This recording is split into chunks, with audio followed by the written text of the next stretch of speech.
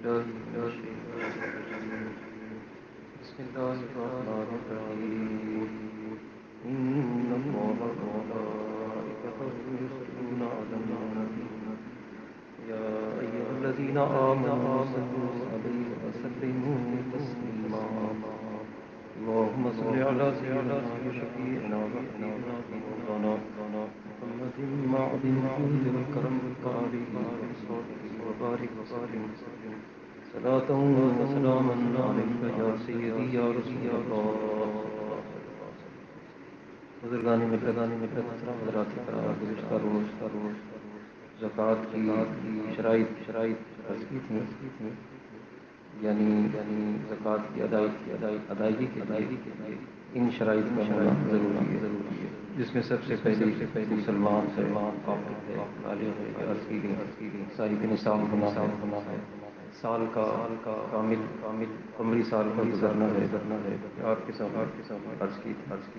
اب زکوٰۃ سے متعلق چند مسائل اور زکوٰۃ کی تعریف جو فقہ نے بیان فرمائی اور اس سے متعلق چند عام مسائل، تفصیلات اور باریکیاں بھی اس میں بہت ہیں، لیکن کچھ چند ایک عرض کر دی جائیں تاکہ جو ادا کرنے والے ہیں جب ضرورت ہو تو الحمدللہ تعالی علماء ہمارے درمیان موجود ہیں، وہ تفصیلات ادا کرنے والے ہم سے معلوم کر سکتے ہیں۔ زکوٰۃ کی تعریف میں صاحب بحر شریعہ نے مختلف کتابوں سے لکھی، وہ یہ ہے جو فقہ نے بیان فرمائی کہ زکوٰۃ شریعت میں اللہ عز و جل کے لیے مال کے ایک حصے کا جو شرع نے مقرر کیا ہے مسلمان فقیر کو مالک کروانا، اور وہ جس کو کہ زکوٰۃ دی وہ فقیر نہ ہاشمی ہو اور نہ ہاشمی کا آزاد کردہ غلام، اور اپنا نفع اس سے بالکل جدا کر دے، یعنی جس کو زکوٰۃ ادا کی ہے اب وہ مال اس کی ملک میں دے دیا، وہ مالک ہو گیا، وہ جیسے چاہے اس کو استعمال کرے۔ تو یہ تعریف تو بیان فرمائی گئی کہ شرائع مطہر نے جو مال جو صاحب نصاب کو پہنچ جائے اس پر جو شریعت نے ایک حصہ مقرر کیا ہے تو صاحب نصاب اس مال میں سے وہ حصہ نکال کر کے جو شرعی فقیر ہے اس کو دے دے اور اپنا نفع اس سے بالکل جدا کر دے، اور وہ نہ ہاشمی ہو نہ ہاشمی کا آزاد کردہ غلام۔ اسی طرح سے یہ بھی ذہن میں رہے کہ جو جب زکوٰۃ ادا کی جائے تو زکوٰۃ دیتے وقت یا زکوٰۃ کے مال کو علیحدہ کرتے وقت کل مال میں سے جو صاحب نصاب کا مال تھا علیحدہ کرتے وقت نیت زکوٰۃ جو ہے وہ شرط، نیت کی یہ معنی ہے کہ اگر پوچھا جائے تو فوراً بتا سکے کہ یہ مال جو ہے یہ زکوٰۃ کا، کیونکہ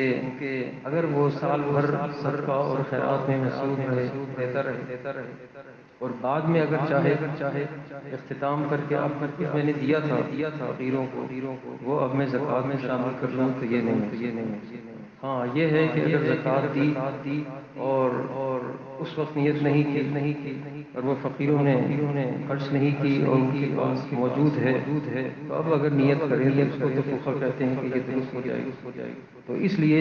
زکوٰۃ کے دیتے وقت نیت کا ہونا بھی ضروری ہے کہ یہ نیت یہ زکوٰۃ کا مال ہے اور میں زکوٰۃ ادا کرتا ہوں۔ اسی طرح سے زکوٰۃ کے لیے جیسے کہ عرض کیا گیا زکوٰۃ فرض ہے،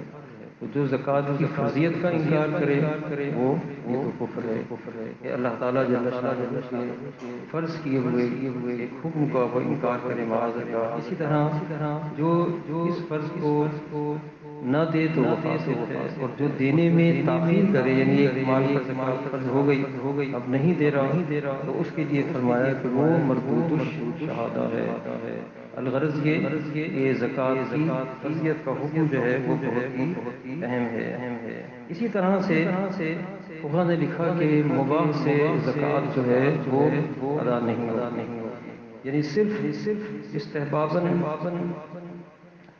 کوئی کام کرنے سے سمجھے کہ زکوٰۃ ادا ہو جائے تو اس سے ادا نہیں ہوگی۔ مثلاً کہ کسی فقیر کو کھانا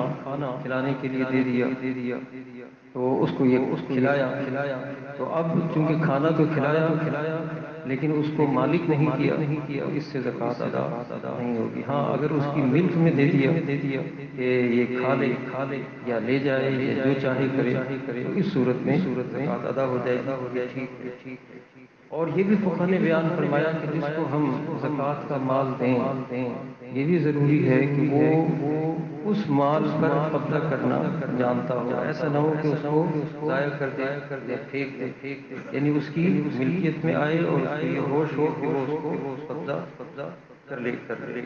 اسی طرح سے ایک زکوٰۃ میں اہم مسئلہ کہ زکوٰۃ میں تملیغ جو ہے یہ بھی شرط ہے۔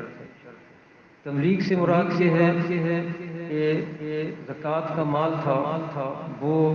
مردے کی تجہیز اور تکفین میں خرچ کر دیا، مسجد کی تعمیر میں خرچ کر دیا۔ اب بظاہر تو یہ نیکی کا کام ہے کہ کسی مردے کی تجہیز اور تکفین میں خرچ کیا گیا، مسجد کی تعمیر میں، لیکن چونکہ اس میں تملیغ نہیں پائی گئی کہ کسی کو زکوٰۃ دی اور زکوٰۃ جس کو دی اس کی ملکیت میں آئی ہے تو ملکیت اس میں کیونکہ نہیں پائی گئی اس لیے زکوٰۃ ادا نہیں ہوگی کہ تملیغ کا ہونا شرط ہے۔ ہمارے یہاں کراچی میں بھی بہت سے کمیونٹیز اور بالخصوص میمنز میں ایسے ہیں کہ وہ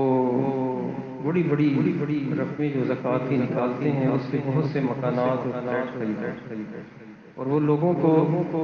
پھر اسی زکوٰۃ کے مال سے رہنے کے لیے دیتے ہیں۔ تو اس میں نفع تو پایا گیا ایک چیز کا نفع جو ہے وہ ان لوگوں کو پہنچا، لیکن چونکہ تملیغ نہیں پائی گئی تو اس لیے زکوٰۃ ادا نہیں ہوگی۔ اور اسی وجہ سے